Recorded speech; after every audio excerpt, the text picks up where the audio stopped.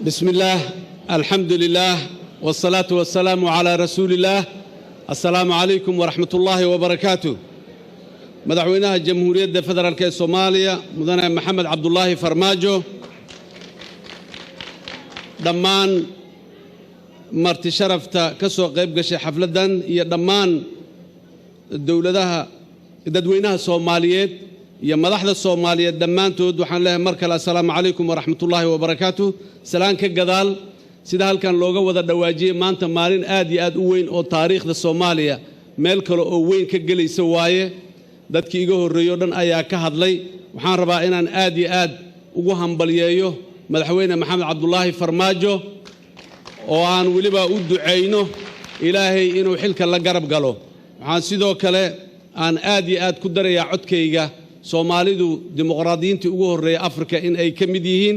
oo ay yihiin dad ila bilowgiiba ilaa ay duruufuhu marka qaarkood u diidaan mooyaane markay fursad helaan in ay dhaqan ahaan dad dimuqraadi ah oo jecel in talada dalka iyo dadku mar walba ay ogolaanshiyaha iyo rabitaanka shacbiga codkooda la aqbala inay yihiin aad ba dad badan oo madaxdii halkan ka hadashay ay arinta aniga iigu bogaadisay laakiin waxaan rabaa ما هي أنا جنك صاب باللعبة ولكن شيخ شريف أيها إيجاه الرئي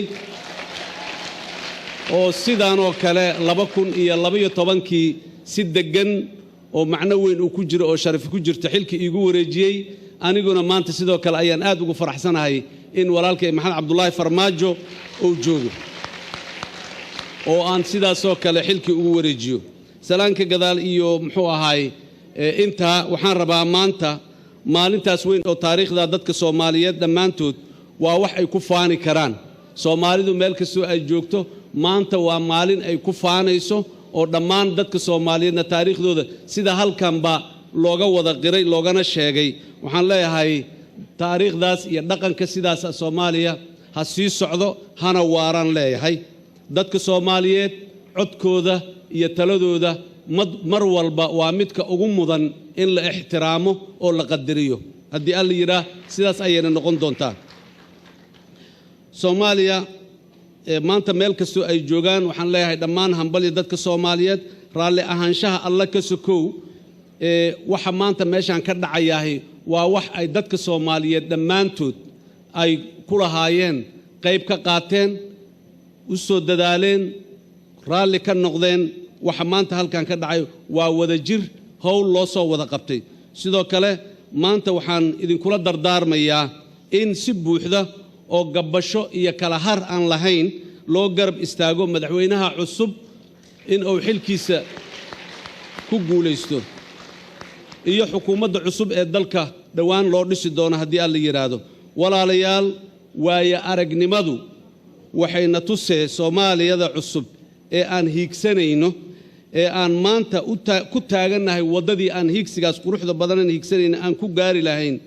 meel uga ma banaana cambaarayn mucaaradad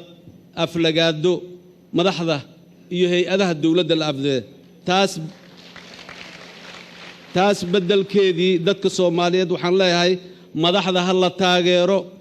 hal la waaniyo hana loo duceeyo in Ilaahay xilka uu la garab galo walaalayaal Soomaaliya qof waa ka weyn tahay qof aad nacab tahay ama aad dibsanaysa awgeed Soomaaliya sumcadeeda iyo wajigeeda waxa ugu dhimin dawlad dhisidda Soomaaliya maanta waxay ugu baahi badan tahay waa muuqaal qurxoon in loo muujiyo dalka Soomaaliya laga muujiyo muuqaal qurxoon iyo in laga shaqeeyo xasilooni iyo deganaansho siyaasadeed dalka inay ka jirto la yareeyo ama la joojiyo isqabqabsiga iyo iska hor imaadka Soomaaliya waxba kuma soo kordhinayso mucaaradada iyo isqabqabsiga taas markaan leeyahay waxa ii weylisa marne dadka Soomaaliyeed kula talin maayo inay wax qaloocan iyo wax qaldan raali ka noqdaan laakiin wixii naga qaldan hay'adaha dawladnimada dhaxdooda waa inaan ku saxnaa ee banaankooda inaan ku raadino saxid ma ahan taariikhda iyo waaya aragnimada Soomaaliya wadadii aan soo marnay waxayna tusay isku day kasta iyo wax kasta oo xendaabka dawladnimada banaankiisa lagu sameeyahay in aanay hirgelaynin haddii marka hore ay u muuqdaan xataa inay hirgelayaan ma waarayaan لكن wax kasta oo xayndaabka dawladnimada dhaxdeeda lagu sameeyahay mar walba way waarayaan waana dhaqan galayaan dib u dhiska dawladnimada Soomaaliya iyo dib u soo kabashada dalka guud ahaan waa xaqiiqo dhab ah oo maanta aan la hor istaagi karin horeyna u socotay maanta waxba nama tarayso hebelaa iileh iyo koox hebelaa iileh iyo dal hebelaa iilaha dhibaatadan waxba nama tarayso wax kasta oo dalkan ka dhaca wanaagiisa iyo xumaantiisaba dadka Soomaaliyeed ayaa iska leh waa inaan wanaagiisa mar walba inaan lahaana aan ka shaqeyna hadii aan leeyahay waxa ka dhacaya dalkeena waa dadkeena waxa ay sameeyeen wixii hore u soo dhacayna mas'uuliyadeeda waa inaan qaadnaa waxa wanaaga ee maanta socdana oo soo bilowday mar horene waa inaan ku naaloonaa oo aan ku faanaa dhammaanteen sidaas daraadeed caalamka annagoo kaashanayno annaguna iskaashanayno Soomaaliya waa inay isku tashataa oo ay hore u socotaa tajribada waxayna tusaysaa wadadii aan soo marnay burburkii dawladnimada ka sokow caalamku dawlad nooma dhisi karo waa la soo tijaabiyay waa suurto gali weyday dawlad dhisideena iyo dawlad wanaagsan iyo dawlad xoogan iyo dalkeena oo baraaro gaaro waxa mas'uuliyadiisa dusha ay ka saaran tahay dadka Soomaaliyeed iyo dawladooda waana inaan u wada istaagnaa arintaas annagoo kaashanayna dabcan caalamka oo aan ka mid nahay haddaba anigoo ka faa'iideysanaya munaasabadan weyn ee maanta waxaan u mahad celinayaa dhammaan madaxdii Soomaaliyeed ee ila soo shaqeysay muddadii 4 sano ahayd ee aan xilka dalka hayay sidoo kale waxaan u mahad celinayaa dhammaan madaxdii aan walaalaha iyo saaxiibada ahayn ee Soomaaliya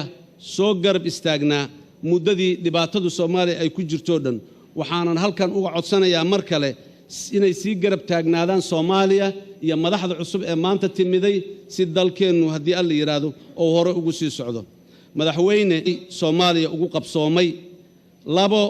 dhamaystirka wixii qabyo ka ah iyo saddex unkida rajo cusub oo lagu dul dhiso wixii noo qabsoomay inta kadib